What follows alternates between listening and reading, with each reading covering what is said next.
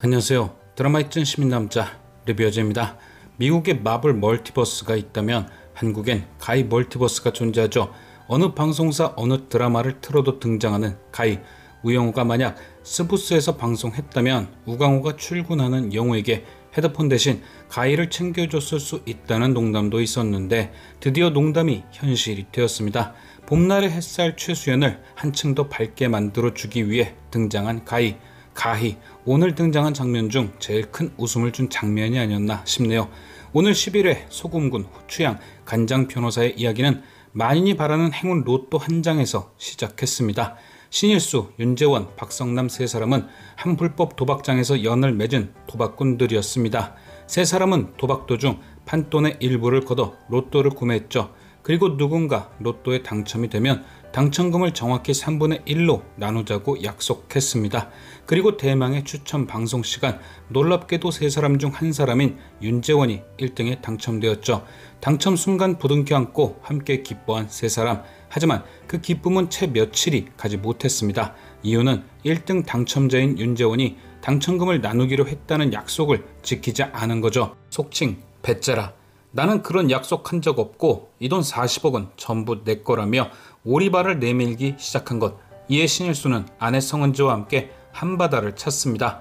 윤재원이 나누기로 한 당첨금을 나눠받기 위해서요. 11회가 말하는 주제가 무엇인지 시작부터 알 수 있었죠. 인간의 욕심과 그에 따른 태도의 변화. 모든 사람이 다 그런 건 아니지만 인간은 참 간사할 때가 많은 것 같습니다. 에이, 나라면 안 그래. 나눠도 14억인데 그게 어디야. 라고 말하며 드라마를 보지만 막상 저 입장이 되면 누가 장담할 수 있을까요? 오늘 이야기는 철저한 실화 바탕의 에피소드입니다. 그리고 우리 주변에는 정말로 알게 모르게 이런 일들이 많이 벌어지죠. 로또에 당첨된 후 이혼했다는 사연들, 로또에 당첨되었다고 부모 형제와 인연을 끊었다는 사연들, 힘들 때 도와줬지만 배신을 당했다는 사연들. 인간의 욕심에는 정의가 없습니다. 어떻게 딱 말로 표현할 수 없고 듣고 나서 이해하기도 힘이 들죠. 결국 그 상황이 되어봐야만 이해할 수 있는 게 인간의 욕심입니다. 하지만 언제 벌어질지 모르는 상황이 벌어지기만 기다리며 나의 욕심을 시험해 볼 순 없습니다. 그래서 사회는 이런 인간의 간사한 마음을 다스리기 위해 많은 이야기들을 만들었죠. 바로 권선징악에 관한 이야기들. 느닷없이 다가온 행운에 감사할 줄 모른다면 패가망신할 수도 있다는 빨간 부채 파란 부채 이야기나 욕심을 과하게 부리면 있는 것도 못 지킨다는 놀부의 이야기, 욕심을 버리고 가진 것에 감사하면 행운이 찾아온다는 금도끼 은도끼 등 오래전부터 사회는 이렇게 인간의 욕심에 대해 꾸준히 가르쳤고 오늘 이야기도 어찌 보면 이런 전래동화들과 많이 닮아 있었습니다. 욕심을 부리면 큰 화가 닥친다.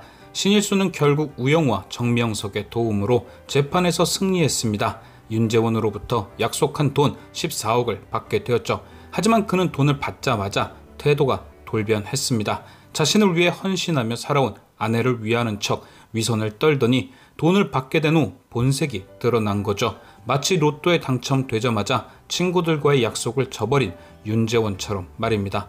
불과 며칠 전까지 같은 처지에 있던 사람이 자신도 돈이 생기자 그 사람과 똑같이 변해 있던 겁니다. 진짜 지독히도 무서운 인간의 욕심. 신일수는 결국 그 욕심에 사로잡혀 아내를 버리고 자식을 버리는 길을 선택했고 그의 결말은 죽음이었습니다.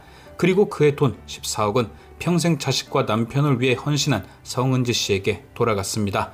준호는 이런 결말에 대해 이렇게 표현했죠. 결국은 빙빙 돌아 돈이 주인을 찾아갔다고요. 욕심을 부린 신일수는 애초에 돈의 주인이 아니었고 성은지가 돈의 주인이었다는 깔끔한 결론. 인과응보와 전화위복을 보여준 현대판 전래동화, 그리고 이야기 속 이야기였던 최수연의 스토리로 한 번 더 짚어주는 작가님의 센스. 신일수에게는 돈이 로또였지만 이종권에겐 최수연이 로또였습니다. 이쁘고 능력있고 모든 면에서 훌륭한 여자친구. 하지만 신일수가 코앞에 돈 때문에 행복한 집을 버린 것처럼 이종권도 코앞에 돈 때문에 일생일대 로또를 제 발로 차버렸죠. 한 회에 2번이나 강조한 권선징악과 인과응보. 우영우는 과연 왜 2번이나 이렇게 강력한 메시지를 11회에 전달했을까? 그 이유는 바로 에필로그에 대한 결말을 미리 알려줬던 것 같습니다. 오늘 에필로그는 그간 나왔던 모든 에필로그를 통틀어 가장 충격적이었죠. 지난 10회 등장한 기자를 통해 우영우와 태수미의 관계에 대해 의문을 품게 된 권민우. 그는 자신이 가진 인맥을 통해 정보를 모으고 공개되어 있는 태수미의 이력을 통해 우영우가 태수미의 혼외자일 것이란 사실을 알아냅니다. 그리고 그는 태산을 찾아가 태수미와 독대를 하죠. 자신은 한바다에서 우영우와 일하고 있는 변호사라며 입을 뗀 권민우. 그리고 그는 지금까지 자신이 몸담고 있던 한바다를 철저하게 버렸습니다. 정명석을 위선자로 만들고 한바다를 감정에 휘둘리는 로펌으로 비하했죠. 마치 돈에 눈이 멀어 집을 버리고 싶던 신일수가 아내의 잔소리를 핑계 삼는 것처럼 권민우도 자신의 출세욕을 한바다 탓이라 핑계를 삼는 거죠. 결국 신일수가 지금까지 자신을 품어준 아내의 가게를 박살내고 새로운 여자를 찾아 떠난 것처럼 권민우 또한 자신의 능력을 처음 알아보고 지금까지 자신을 키워준 한바다를 태산이란 새로운 로펌 때문에 박살낸 것입니다. 둘의 욕심의 차이는 있지만 자신이 가진 것에 만족하지 못하고 더 큰 것을 노림에는 크게 다르지 않던 두 사람. 결국 11회는 이런 권민우의 모습을 설명하기 위한 서사였을 테고 그의 결과가 어떨지 보여주는 서사이기도 할 듯합니다. 지금까지 권민우는 시청자에게 두 가지 모습을 보여줬습니다. 우영우에 대한 찌질한 열등감도 보여줬지만 나름 그것이 열등감이 아닌 현실적이란 평가도 동시에 받아왔죠. 하지만 그는 오늘 에필로그를 통해 확실한 한 가지 모습으로 굳어졌습니다. 열등감에 사로잡힌 욕망꾼. 그는 우영우와 우광호의 존재를 알게 된 뒤 우영우를 낙하산이라며 블라인드를 통해 공론화를 시켰었습니다. 이유는 불합리였죠. 이것이 열등감으로 보이기도 하지만 현실적으로 보였던 건 사람에 따라선 그렇게 느낄 수도 있다는 판단도 있었기 때문입니다. 나름 열심히 살아왔는데 누군가 인맥에 의해 입사를 했다는 생각이 들면 저 사람은 반칙입니다. 따질 수도 있는 부분이니까요. 하지만 그건 자신이 정당할 때나 인정되는 부분.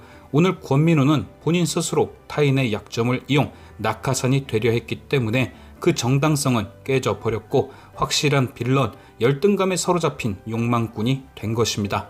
그렇다면 그도 결국엔 신일수와 같은 결말을 맞게 되는 거죠. 어렵게 얻은 모든 것을 다 잃게 될 것이다. 그리고 또 한 사람, 태수미. 자신의 욕심을 위해 행복한 집과 한바다를 버린 신일수, 권민우처럼 우영우를 버린 여자. 그녀도 오늘 권민우와 함께 확실한 빌런 인증을 완료했습니다. 그녀는 권민우에게 영우를 한바다에서 나가게 하라며 그 과정은 어떠하든 상관없다고 했죠. 자진해서 나가든 쫓겨나든 말입니다. 저번 리뷰에서 영우를 미국에 보내려는 건 영우의 상태를 1도 고려 안 한 이기심이라고 표현했듯 이번에도 과정이 중요하지 않다는 건 오롯이 본인의 목적만 드러낸 확실한 빌런 인증이죠. 결국 그녀 또한 신일수와 같은 결과가 기다릴 거란 암시. 아마도 태수미는 그렇게 원하던 법무부 장관에 오르지 못하게 되고 그렇게 되면 쓸모가 없어진 권민우는 자연스럽게 태수미에게 버림받으며 모든 걸 잃게 되는 결말이 보여지지 않을까 생각되는데요. 과연 여러분은 권민우와 태수미에게 어떤 결말이 어울린다고 생각하시나요? 지금까지 시청해주신 여러분께 감사드리며 리뷰어제는 또 다른 리뷰로 돌아오겠습니다.